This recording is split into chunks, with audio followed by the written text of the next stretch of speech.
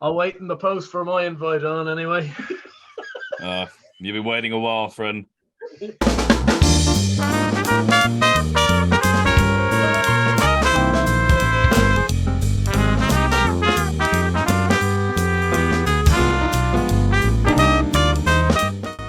We're back.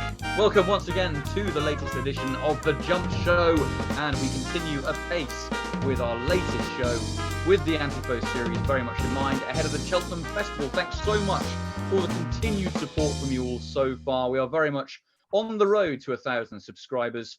Only got around about 250 to go, so please do help the channel out by liking and subscribing to The Jump Show. We'd love to hit that goal before the Cheltenham Festival. Once again this week, joined by Jake Price and by Dan Overall. Hope you're both well, gents. Plenty to catch up on this week.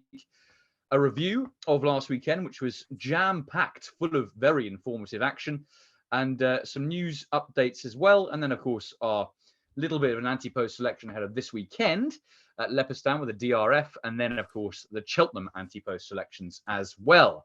But without further ado, let's have a start by looking at Sir Gerhard, who, of course, had his chase debut at Gorham Park last week. Fluffed a couple in the early stages, but in the end, I thought, did it pretty well. Jake, what did you make of it? Yeah, I think he's going to have learnt plenty from that experience, hasn't he? Because obviously he absolutely catapulted himself through the third fence. One of the worst errors I've seen without a horse coming down for quite a while. But yeah, as you said, after that, he wore into his task and he got a lot better. I think with him at the moment, he's the type of horse I'm kind of glad I've sort of covered off in terms of my own betting, because we know how much class he's got. We know how much potential he has to improve over fences as well. So I'm sure they'll get plenty more experience into him via a racecourse school or schooling at home, or whichever way around they need to do it. But he probably won't be one to be backing at this stage. The market stayed pretty, the price stayed pretty much the same. Pretty much all around, and then, as I'm sure Dan will mention in a minute, Willie mentioned every single race under the sun, so it's hard to know exactly where he's going to turn up, but yeah, he's definitely a horse who's going to improve for it, but potentially he might not be experienced enough for Cheltenham this year, but he's definitely one to keep on side. Willie Mullins, he doesn't make it easy for us, does he, Dan? No, that post-race interview might be the funniest one I've ever seen. Like, how the man can go in 90 seconds from mentioning the Arkle to the National Hunt Chase, which he isn't entered for or qualified for, defies description for a horse that's always shown plenty of pace as well. Like, I just don't quite understand. And then just to make it a bit more difficult as well, he got the Turners and the Browns the wrong way round. I think he managed to get Sir Gerhard cut from about 16 to 1 to 8 to 1 in the space of 20 seconds, based on a quote that might not have been accurate anyway, because he clearly didn't know which race he was talking about. Like, generally, what chance do we have? We don't have no chance. And people who are trying to make all these predictions about where these Willie horses are going, especially the novice chasers, just don't bother. The man has no idea and won't know until the last minute. So we really are just beholden to the man at this stage, and just part of the charm and the agony you kind of have to get used to if you're going to be looking Ante-Post for Cheltenham these days. But that's just how it is. On Sir Gerhard personally, I think it's always quite telling when an exciting novice like that wins and he isn't cut for races. Like, obviously the Turners being the one you'd think he'd go to, and the fact he stayed the same and even drifted slightly in places would indicate that all is not all well there, and it wasn't exactly a vintage performance. Look, in the end, he's won nicely, beating like debut, but to be honest, what that's worth, I'm not sure. His jumping was slow at times out to the right. Obviously, the bad error at the third, which Jake mentioned, was a real concerning part, but others he was pretty slow out and dragged his leg through. It just wasn't a performance that would fill me with confidence going into a festival novice chase where you've got far more experienced rivals, far more accomplished jumpers. So look, I'd be happy to leave him at this stage. We know he's a classy horse, but he's going to be a short price based on his reputation over hurdles, and it's not the kind of proposition that would tempt me for a bet for a festival novice chase at this stage. No, I'm in your camp, I have to say. I think he needs a lot more experience really to be a contender in a novice chase at the Cheltenham Festival. Let's move on then, because there was some other very good racing to look back on. And of course, Teahupoo threw his hat very much straight into the ring because he bolted up in the Galmoy hurdle over 3 miles. That was his first start over the trip. He's now 11-4 for the Stayers hurdle, Jake. Yeah, it's you must be delighted. Absolutely, yeah. It was the type of performance I wanted to see from him in terms of how easily he beat the rest. Obviously, we knew going into the race he was the best horse in the field by far.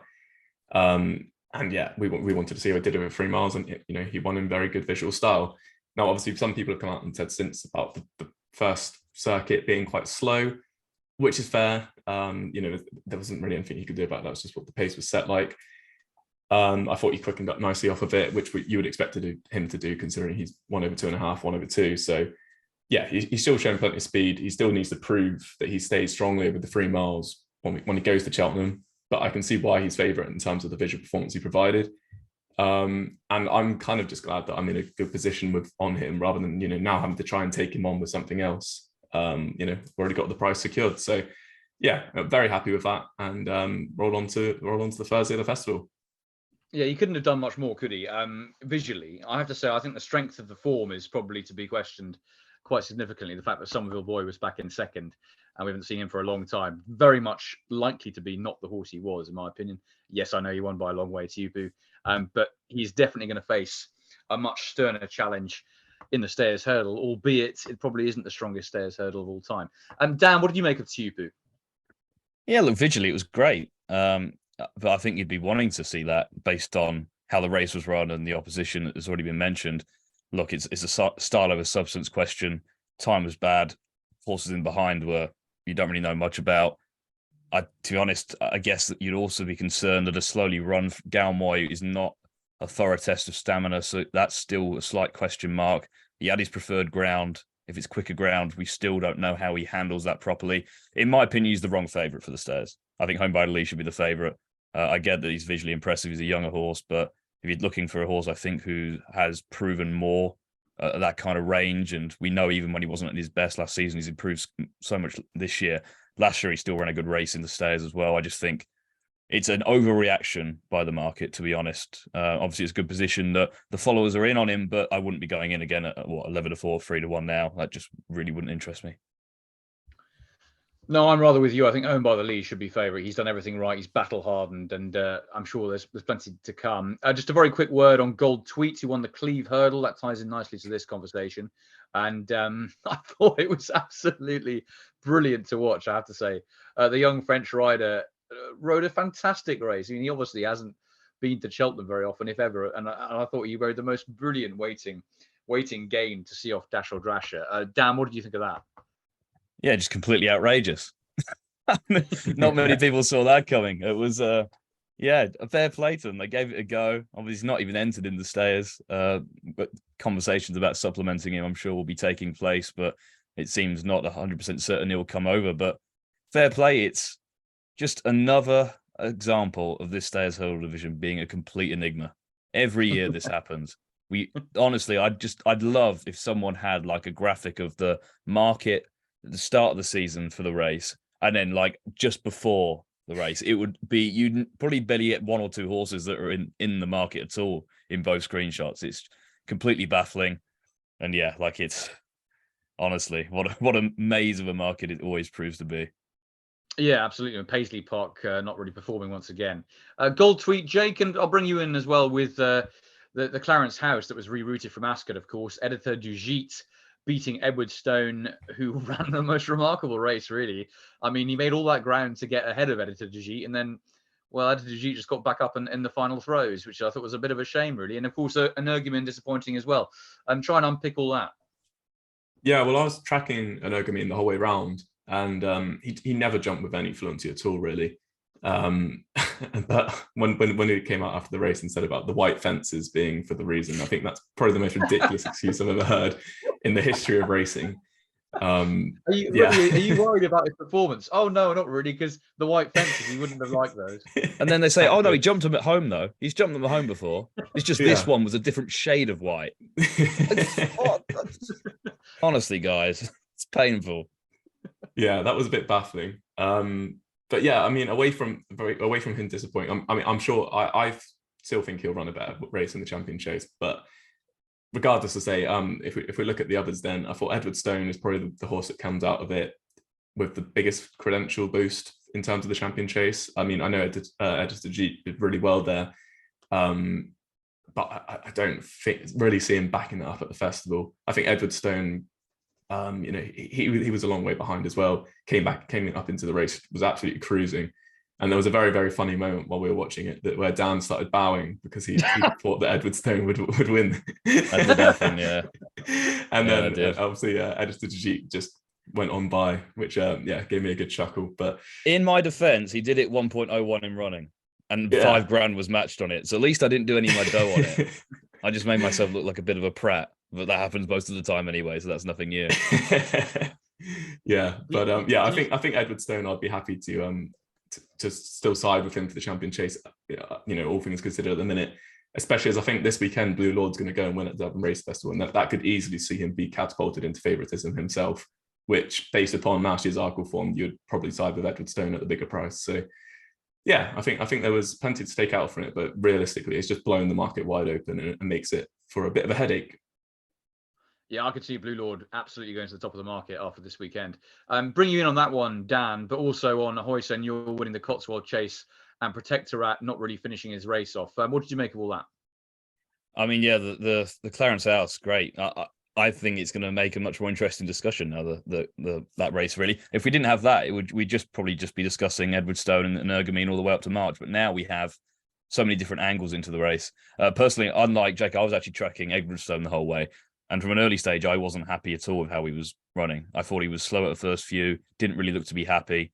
He obviously had loads of work to do off the home bend, 8 lengths down, made it up quickly, and that may have just cost him and had to use up too much too soon. But it's one of those things, it's going to be one of those interesting discussions all the way up to the champion chase now. And I'm quite thankful that we're not just going to probably have a real short odds-on favourite for a race like that, because that tends to happen. It tends to be a bit anticlimactic, but should be an interesting spectacle.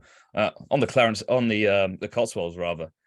That's to be honest, in recent years it doesn't had much of a bearing on the Gold Cup. It just doesn't tend to be a race that's a great trial for it, and I think we've probably got a similar situation. Look, it's great to see AHOY SENOR back to form. Obviously, very poignant success for Lucinda Russell after her dad passed away early in the week as well, and fair play for their persistence with the horse, because it's not been an easy season for him. Pretty much everything that could have gone wrong has gone wrong for him so far on the track, but he dispelled it pretty well there.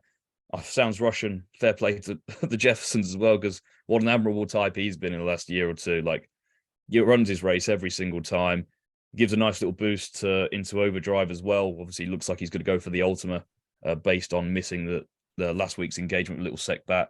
But is it going to have an impact on the Gold Cup as a whole? I wouldn't be so sure, but maybe more clues for the likes of the Ultima with that into overdrive form boost.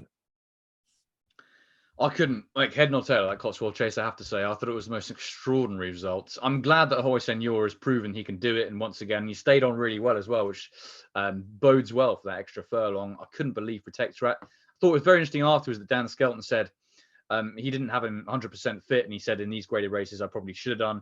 I should have had him bang on there. And that's the reason why he lost. I think even allowing for that 80%, 90% fitness, you'd be hoping for a better run from Protectorat, given the way he won the Betfair Chase. If he wants to be a Gold Cup winner, he needs to be winning the Cotswold Chase. He didn't, and therefore I think the game could be up for him. Maybe he's an early season horse. He might be turning into one. I'm not too sure, but I think his Gold Cup dream is very much in doubt now, really. And a good run from Sans Rush, and really nice to see him run well. I completely agree. And Noble Yates, I think, needs 5 miles. Jake, what did you make of that Cotswold Chase?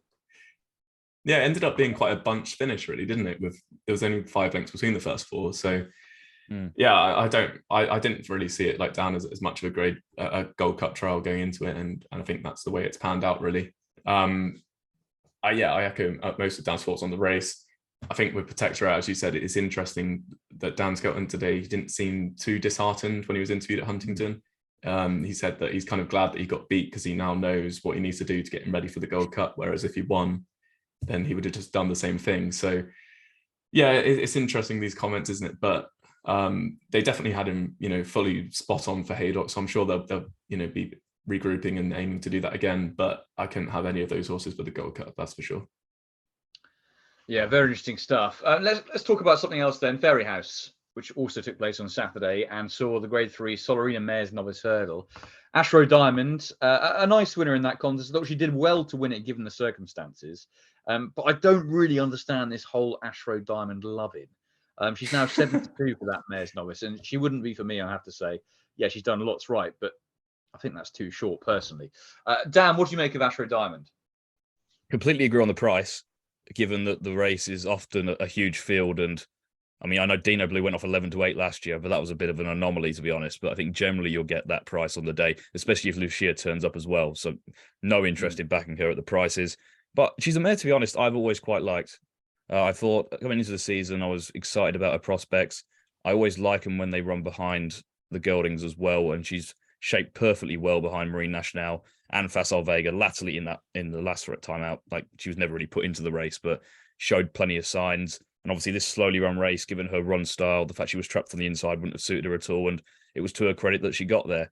And that actual patient run style is something that generally does tend to be a positive in the mare's novice as well. I think 5 of the last 7, I think, were held up or pretty much near off the pace when they won that race. So that's no barrier at all. The £5 penalty will be coming her way as a result of that win, which will make life slightly harder. But to be fair, that's been carried forward the past 7 years of the mare's novice, so that wouldn't be a detriment.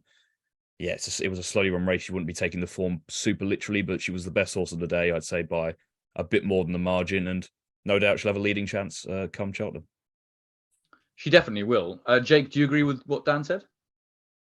I'd be a bit more upbeat on her than you two, by the sounds of it. And so I really liked the performance. I thought that as soon as she found that gap, she quickened up really nicely off a slow pace. I think, as we've mentioned, a quicker pace in the mare's novice, I think that'll be perfect for her. She can sit off that and come through and get provide a challenge. And she's got a favourites chance. As Dan mentioned, she does have obviously the £5 penalty now. But if you go through some of the market, then Lucia's already got it. Magical Zoe, Liberty Dance, and Credrejova for Harry Fries. So there's a fair few that have already got it. Obviously, Lucia's only had one run and's got it. So I wouldn't see that as much of a barrier to her winning. So I thought she's a really nice performance and she's got a leading chance. Arguably the most exciting and dramatic race took place at Naas on Sunday in the 3 mile 1 furlong novice chase, which was eventually won by the Devil's Coachman in the steward's room after Ramillies and Paul Townend went pretty skew-if on the run-in, and Paul very much almost took out the Devil's Coachman and Brian Cooper, who I think he was pretty furious during the race. And afterwards, I think was breathing a pretty big sigh of relief that the Devil's Coachman did get it in the steward's room. I think it was completely deserved. If you look at the way he finished and the amount of ground that he lost when he was interfered with, I think he would no doubt have won that race. Therefore, of course, we are now looking at a situation where Ramillies is now qualified for the National Hunt Chase, and that could pave the way for Gaia Dumeni going for the Brown Advisory. And indeed, on the Twitter poll that we put forward to you, 178 votes, 47% of you think that Gaia Dumeni will go for the Brown Advisory and Ramillies will go for the National Hunt Chase, which, of course, is the way that I've been thinking for a while as well. 32% of you think it's the other way around, and 21% of you think both could run in the National Hunt Chase. I personally think that's fairly unlikely. Jake, what did you make of all the action in the race? And who do you think is going to go where? Because it's turning into a bit of a puzzle once again, isn't it? Yes. I think my initial thought was I wish the Devil Coachman was entered up in the National Hunt Chase, to be honest. I thought they would have a great chance. But he's been given a mark of 145 in Ireland now. But Noel Meade kind of said after the race, obviously he's not entered for the race, but Noel Meade also said that he kind of wants soft ground and the 3 miles are plenty far enough for him this season. So perhaps one to keep on side for the future, but maybe not for Cheltenham this year. In terms of the Ramillies debate, I would be on the side of Ramillies going National Hunt Chase now and Gaia Dumeni just taking in the Brown Advisory, or trying to take it in anyway. I think it just makes sense, doesn't it? Ramillies has got a great chance in the National Hunt Chase as it is. Patrick will still get a good ride, and Gaia Dumeni, he won a Grade 1 over Christmas over 3 miles, so why not try and have a go at the RSA? So I think that's probably the way around it. I would see it happening, but it's William Allen, so what do we know? Well, it would make the most hard sense to get supplemented and run over 3 miles soon just to qualify him, and then neither go, and then Ramillies goes Irish National, and Gaia Dumeni goes to the Turners. Why do we try these things, guys? When will we learn? Dan, your thoughts quickly on that race? Yeah, nice to see Ramillies probably put 2 runs together for arguably the first time in his career. He's been a horse like we discussed when I discussed Marlon Mission last week when I put him up. Like he's threatened to be very good. They've talked about him very highly for a long time. It seems this year he's just more the finished article than he was previously. From the Marlon Mission perspective, I'd rather be taking on Ramilles than Gerhard de Menil. Like on hurdles form, what they've actually achieved over fences is quite evenly matched with Marlon Mission. I think they were 6th and 7th in the Albert Bartlett. They both beat Tenzing over fences. So that would be pretty close there in terms of what they've achieved thus far. It's just another dilemma of who goes where now, as what we love to see. But yeah, it's nice to see because has been a horse that's promised a lot for a long time, and so let's just see if he can kick on again. It wouldn't be a guaranteed, but we'll see.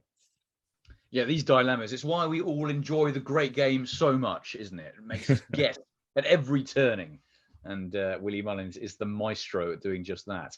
Right, other things to note from this week. Jack Kennedy is making progress. That's very good news. Still aiming to come back for the Cheltenham Festival, as Davy Russell still does his best Jack Black School of Rock impression of temping in the meantime. River Don winner, Maximilian at Doncaster, probably won't go to the Albert Bartlett in favour of Aintree. I think that's probably a good choice. Jericho Rock is out for the season. Big shame, and even bigger shame is that Dixon Cove, Paul Nicholls' juvenile filly, is unlikely to race again following a tendon injury. That's really sad news because she would have made a pretty decent chaser, I think. So fingers crossed she can recover, even if she doesn't race again. Right, let's move on then to this weekend coming, which is the Dublin Racing Festival. I have to say, it is a mouth-watering couple of days of action. It always is, but just for some reason, this year, I think possibly because we haven't had that many exciting clashes, there's been so much of the racing called off. I'm really excited about this coming weekend. And hopefully we'll have some winners for you. Dan, should we start with you this time? What's your pick for the Dublin Racing Festival, or picks? Yeah, so there's a couple just with a view to Cheltenham. I'm interested to see if they run and where they go. One will be Indigo Breeze in the 2 mile 5 handicap, off mark 133 in Ireland. Obviously has the real whacker form based on that. Looks very well handicapped in Ireland. Interesting if they use that mark there or where they look to go. Obviously, I know he's been very well touted for Cheltenham handicaps for a while now, so be interesting to see the Gordon Elliott plan. Another crooner will be kind of interlined with him. Obviously, he's a clear 3 mile chaser, could be a Kim Muir type. He's very short in the market for that, despite getting a mark 146, but he was allocated one. It did run down the field behind Impervious under an inadequate trip, but it'd be interesting if he does, like, they run him in the flow gas again over 2 mile 5 and try and get that mark down and go for a Kim Muir. Would have a massive chance, but remains to be seen. In terms of a bet for the weekend, the 2 mile handicap hurdle on the Sunday, just a horse I thought was overpriced was Ephenock Fizz at 25 to 1. At the top of the market, I think you've got a lot of questionable runners there. Gaelic Warrior, I can't see it. Farley Bay is going to go to the Betfair hurdle, it would seem. So I don't really necessarily see him running. You've got a couple of 4-year-olds of Josephs who won't run, and they take a big chunk of this market up. And I just think there's reason to believe that Ephenock Fizz is overpriced. Like, made hay early in the season, obviously won the Welsh Champion hurdle. Off basically the mark should be running in an Ireland of 133. She was £5 out of the handicap, and then went to Cheltenham over fences where she wasn't as effective and did finish ahead of Editor de G. So clearly must be about £30 well in. That horse definitely ran to his form that day, as we know. Definitely wasn't given a negative ride. It seems like this race has been the plan for a while because they gave her a break. She likes good ground. They gave her a prep run at Dundalk the other day. Game front running mare on the top of the game when we last saw her. So I thought 25 to 1 seemed a pretty reasonable bet for a race that might cut up. Yeah, you make a fine case, Milud. That's Ephenock Fizz this weekend. Jake, what about you? Yeah, I mean, just a race that I'm really looking forward to is the Nathaniel Lacey Novice Hurdle, the opening race. I think there's going to be so many clues out of that for the Bartlett, the Ballymore, potentially even the Martin Pipe. I just think it's a fascinating race. I'm really looking forward to that one. I'm going to stick up Sandor Clegane in that Nathaniel Lacey. I think we get to see the best of him, and I think stepping up to this sort of trip is going to be so good for him. I think you can pretty much ignore his runs in bumpers. Not that they were bad. I mean, he did win one, he came second twice, but I think hurdles and fences was always going to be his game. I thought that run behind 3-card Bragg at Galway was a fine effort, considering it was a trip that was just going to be too short for him. And as soon as he was sent up on a longer distance, 2 miles 5.5 at Punchestown in the maiden hurdle, he absolutely destroyed them. Yes, the form probably isn't the best. He did have demand driving Duvan back and forth, but that thing has been so disappointing, hasn't it? Came with such a high reputation. But he couldn't really do more than win in the canter as he did. And I'm expecting him to improve as he steps up in distance. He's a great big bull of a horse. So he'd be my pick for Nathaniel Lacey to see off good land. I think it could be between the two of those. Right, let's get to Cheltenham Ante-Post, because that is, of course, why we're all here. And I'm sure we've got a couple of pretty exciting picks, as we always do. Let's start with Dan first. Cheltenham Ante-Post for this week? Yeah, this was a bit of a struggle. To be honest, I kind of just came about it because I was Bet365 went non-run no bet today. It's Monday as we are recording. I'm just scrolling through some of the markets, and I noticed he was a standout best price with both 365 and Sky Bet were both non-run no bet. And that race is the Grand Annual, and the horse is Andy Dufresne, who obviously finished second in the race last. Yeah, literally. So when I text the guys this morning saying I'm considering a horse who's beaten about 120 lengths in his last 2 starts, and there you go. It's good old Andy. It would be the Cheltenham redemption, wouldn't it, if he won? Absolutely, absolutely. Well, the Grand Annual, like I think unlike a lot of the handicaps this year, it doesn't have a clear standout contender. Like it seems a really open race. There's nothing really at the head of the market that's screaming that loudly. And I just thought there's potential that they've just had this race in mind for a whole year. Obviously, finished second in it last year, staying on all the way to the line, just failed to peg back Global Citizen, who made all. The Editor Jeep was back in 4th, Amarillo Sky in 5th, who I'd be very interested in again, but I just haven't seen if he's going to get his mark changed after a good run at the weekend. I'd still have him in mind for this race, but the renewal was actually pretty good despite the deteriorating conditions in a year where Gordon Elliott's runners generally struggled as well. So that's always something to bear in mind. And we know with the Grand Annual, returning horses have an outstanding record when they come back the second time around. Like in recent years alone, you've got Nexixation, Rock the World, Le Parisien, Croco Bay. Like 8 of the last 17 in total had run in the race previously before going on to win. And favourites in particular of the previous year have an even better race. I think it's 3 that came back out of 9 won the race. And Andy Dufresne last year was one of the gambles of probably the week. Like he went off 10-3 in the end. Like it was sustained support all the way, and it was so nearly justified. But this season has been a bit of a strange one. Returned with a good run in the Fortria. That's actually the race he ran in before the Grand Annual last season. They freshened him up completely. But I think they knew they kind of had to get a few more runs in to get his mark down. Was barely sighted in Grade 1 company behind Blue Lord after that. And then ran in the Dan and Joe Moore Memorial Handicap, the big 2-mile handicap over in Ireland. There's actually very few handicaps he can run in because his ratings is in the is in the 150s.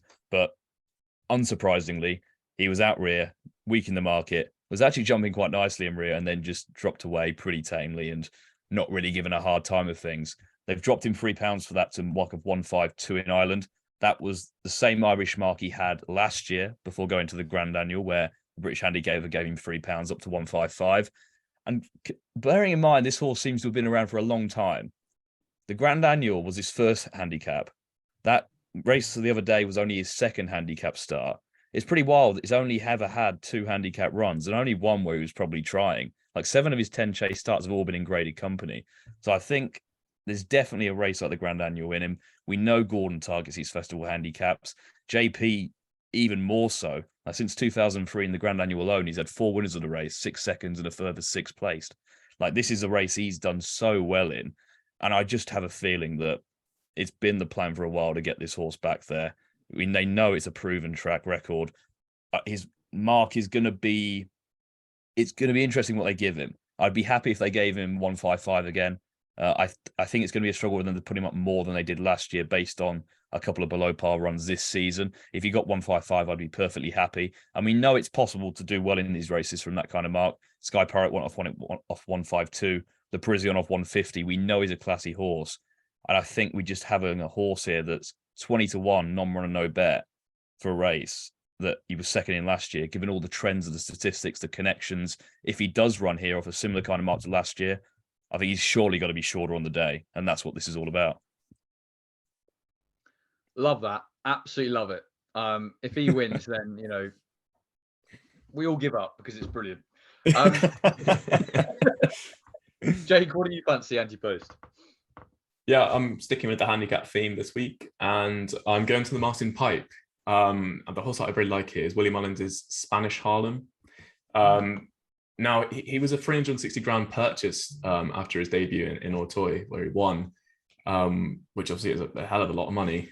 But with his 2 starts in Ireland so far, I think there's kind of, they look like they're going towards more of a handicap plan than the graded novice hurdle route that you'd ordinarily see with a Willie Mullins horse. So he started up at Gorham in November, and it was a really good, like, eye-catching performance, really, where he ran over 2 miles behind I Know the Way You're Thinking, who's rated 137, and Imagine, who's 135. He's only beaten about 4 lengths in behind, not given a hard time. And it was actually the same race, but Galopin de Champs finished second on his Martin Pipe campaign as well. So there's a bit of previous there. He was off the track for 60 days after that, but he returned last week at Fairy House. The meeting was abandoned, so it took a bit longer to get on. But he ran behind Free Card Bragg, who's rated 135 now in Ireland. And I thought it was a really nice performance. I thought the way that they went around the home bend, it looked as if that he could go past at any stage, but Danny Mullins just seemed at pains not to get too close to Free Card Bragg, who was being ridden along by Adrian Heskin.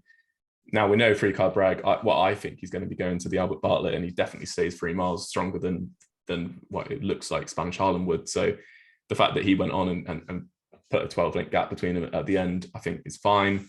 And yeah, I think Danny Mullins did a great job at making it look like he was giving him the kitchen sink, when realistically he only gave him 2 taps of the whip, and it didn't look like a whole lot was going on there. So I think that he would have a great chance in the Martin Pipe. He needs to have 1 more run to qualify for the race, but there's plenty of opportunities to do so. There's Furlers on the 9th of Feb, Navan 12th of Feb, Clonmel on the 16th of Feb, and the last stop would be the Michael Purcell Memorial at Furlers on the 23rd of Feb. So there's 4 races there. But I'm sure he'll end up running in one of them. He's even entered in the Dublin Race Festival this weekend, but I probably don't see him running that close together. But it's always an option.